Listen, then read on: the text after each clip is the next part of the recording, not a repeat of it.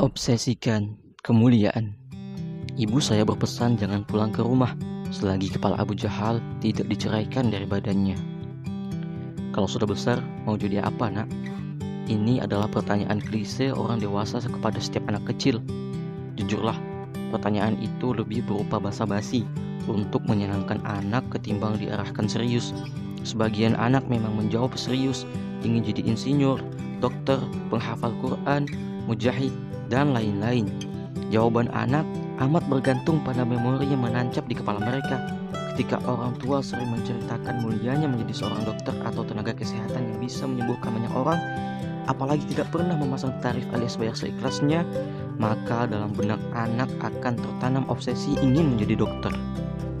Ketika ayah bunda menanamkan mulianya menjadi seorang penghafal Al-Quran, maka obsesi itu yang akan menjadi tujuan hidupnya. Bagaimana bila orang tua tidak menanamkan apa-apa?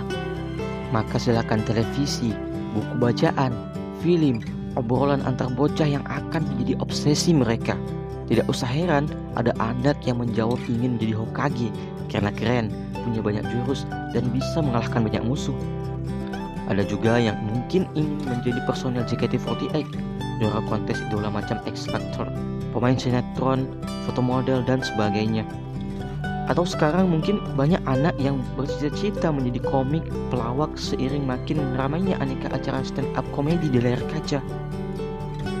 Orang tua yang terobsesi ingin menjadi saudagar akan memotivasi anak-anak mereka agar menjadi pengusaha sukses. Karena dengan menjadi orang kaya, bisa menghajikan kedua orang tua, bisa bersedekah, dan membantu perjuangan Islam. Tidak sedikit kemudian orang tua yang mulai mengajarkan anaknya berbisnis sejak kecil agar terbangun mental wirausahawan dalam diri mereka. Ayah bunda pecinta Islam, semua cita-cita dan obsesi orang tua adalah baik selama dalam koridor Islam, menjadi ilmuwan, pengusaha, penghafal Al-Quran, dan sebagainya adalah bagian dari obsesi mulia yang patut dimotivasikan kepada anak-anak kita. Semua kejayaan dan kebesaran berawal dari keinginan, obsesi, dan harapan.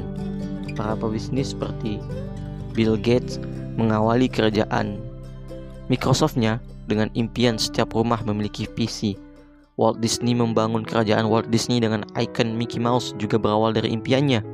No matter how your heart is grieving, if you keep on believing, the dreams that you wish will come true. Nasihat Walt Disney. Obsesikan perjuangan pada anak. Perjuangan politik pun sama, semua berawal dari impian dan cita-cita. Sebut saja nama Stalin, pendiri dan pemimpin negara komunis Soviet yang terkenal.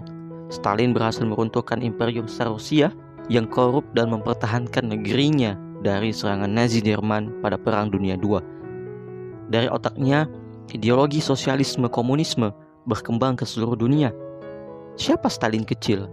Ia hanyalah anak seorang tukang reparasi sepatu, dilahirkan dengan nama Joseph Vissarionovich Jugasvili, putra ketiga dari ayah tukang reparasi sepatu Vissarion Beso Jugasvili dan ibu Ekaterina Galaze pada tanggal 6 Desember 1878 di wilayah Georgia. Stalin tumbuh di dunia bawah tanah, di mana para gangster dan mafia beroperasi.